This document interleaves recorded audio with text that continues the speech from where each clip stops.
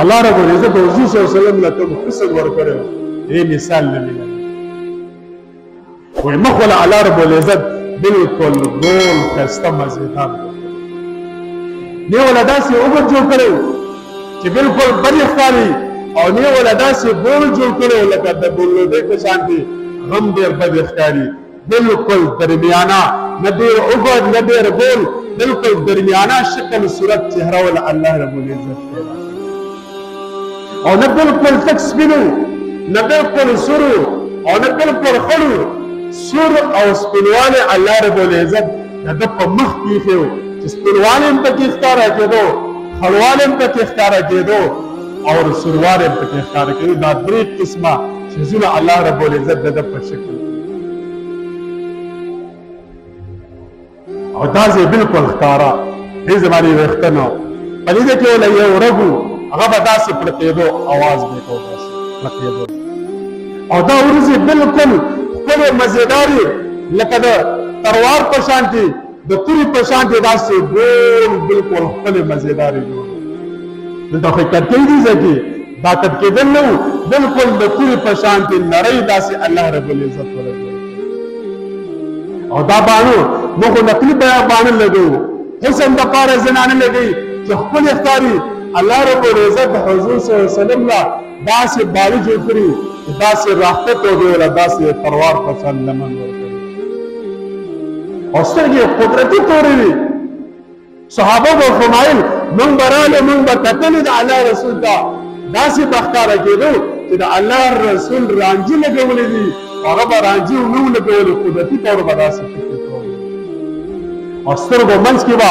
غټې غټې سترګې وي دا وروځې دا ځینه داسې پلاو او په دې ګاټو منځ کې داسې سرې لیکلې وي چې انسان به دته نشو کتلی چې کله به ورته مخامخ شولې نو تا به لاندې کتلې د الله د رسول په سترګو کې به دې سترګې نشي اچولې دومره روب به اثر دی چې الله رب العزت او دا غبوري دا ډېر مزېدار الله جوړ کړي نه د وازګې نه ډکو نه ډېر غټو نه ډېر پلنو بالکل ښکلې ښایسته مزېدار او چې کله به یې ورته کتلې نو پیغمبرو نه به داسې رڼا راوته صحابه فرمایي موږ به په دیوالونو باندې په خپلو سترګو هغه رڼا کتل او ږیره ښه مزېداره ښکله ښکلې ګڼې ږیره او برید بالکل کیسې باندې پټ او شونډې بالکل نه ډېرې پیړې نه ډېرې نرۍ ښکلې شونډې او غاښونه بالکل ګول داسې نه چې یو غاښ بار وتلی یو دندم نه وتی یو کته راغلی یو اوږد تلی نه بالکل د تروار په شان دي داسې راغون غاښونه ولا الله رب العزت او په منځ کې فاصله وه منځ کې داسې رڼاګانې به راتللې یو غاښ بل غاښ منځ کې به معمولي غوندې د تار کرته فاصله به وه او چې کله صحابه فرمایي من به هغه غاښونو ته کتلې او هغې منځ کې هغه فاصلې ته هم کتلې خپله صحابه فرمایي موږ د په الله قسمې هغه غاښونو په منځ کې چې کوم ښکلاو ځي نو هغې نه به داسې رڼا راوته په دیوالونو به ښکاره کېده داسې الله رب العزت د حضور صلی الله علیه وسلم صورت جوړ کړي او ښه به یې درې قسمه پرېښوستل ښکلې تک تور ویښته یو صحابي فرمایي وایي موږ وکتل چې د الله رسول په ټول سر کې 14 ویښته دا تک سپین وو یو فرمایي چې نه 20 ویښته د حضور صلی الله علیه وسلم ټول سر کې سپین وو او نور بالکل تک تور ویښته یو ویښته به د غوږونو دې ځای پورې پرېښوستل دویم ویښته به یې د مایع د منځه پرېښوستل او درېیم ځای ویښته به په ولو باندې پراته وو درې قسمه ویښته حضور صلی الله علیه وسلم او داسې ویښته چې بالکل ګول لاګون لکه افریقانیانو چې څنګه ویښته وي بالکل ګول داسې ویښته به نه وو او نه به بالکل داسې سیده او نیغ وو وایي داسې ویښته به د حضور صلی الله علیه وسلم وو لکه سمندر اوبه چې داسې چپې وي داسې ویښته د الله د رسول ښکلې مزېدار داسې موړې موړې ښکلې به ښکاره کېدل او بالکل چمکدار بالکل تک تور صرف 16 ویښته یا 20 ویښته دې کې سپین وو نور ټول تک تور ویښته ته اندازه لګوه چې د صحابو د حضور صلی الله علیه وسلم سره څومره مینه محبت و چې هغوی ته دغ پته وه چې د حضور صلی الله علیه وسلم په سر کې 16 ویښته سپین دي یا 20 څومره محبت دا د محبت انتها ده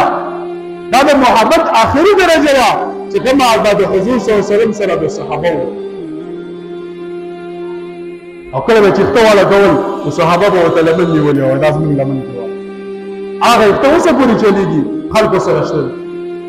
یو شیز یو اعدا د حضور صلی الله علیه وسلم صحابه محفوظه کړي دا د سیرت سره دا د صورت سره د حضور صحابه یې محبت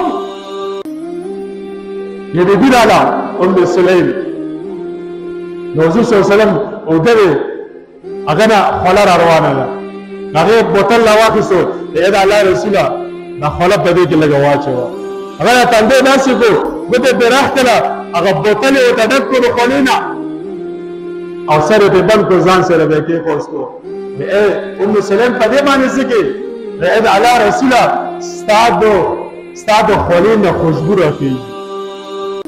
او هغه به ځان سره ایښې وه کله به ام سلیم کوم ځای کې واده نو خلک به راتلل د دې نه د خوشبو اخیسته وایي هغه عطر موږ ته وښایه چې هغه کوم عطر دي نو دا به لیره هغه عطر به هغه ناویله ته حضور صلی الله علیه وسلم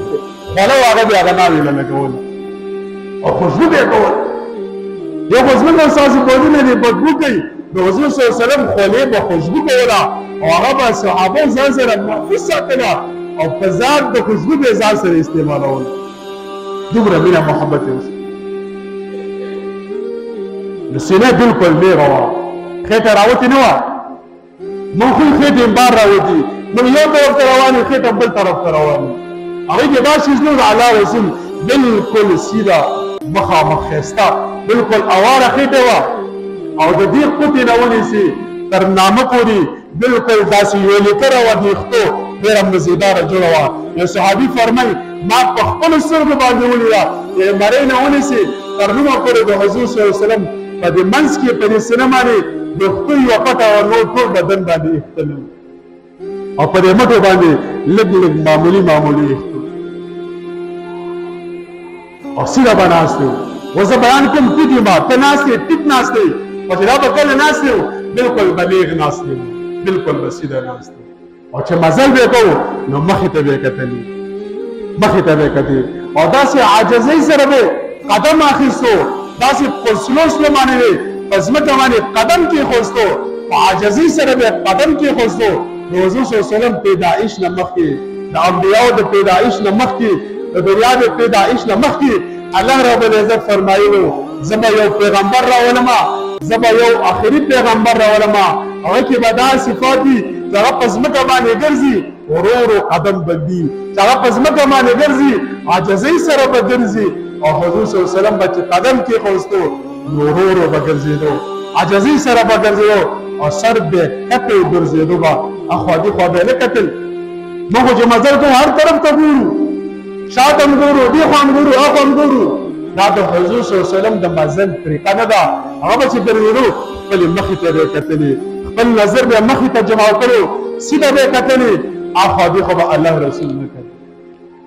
یو صحابي فرمایي وایي خولۍ کله لرې کړه نو په دې ویښتو په منځ کې داسې لار وه تکه سپینه جوړه وه په دې منځ باندې داسې یوه سپینه لار وه د ویښتو په منځ کې جوړه شوې وه وایي الله مې دې قسم وي چې کله به هغه لارې ته موږ کتلې وایي د هغې نه به داسې شعاګانې کتل رڼاګانې او خټې بالکل نرمې وي پوندې بالکل نرمې پوندې وي پاتې پوندې نه وي ښکلې مزېدارې خټې وي داسې خټې وي لکه خټې چې انسان غړې کړي او اوبه پرې واچوي اوبه پرې نه ټینګېږي د الله د رسول داسې خټې وي چې اوبه به یې پرې واچوي نو اوبه ورپرې نه ټینګېږي داسې نرمې خټې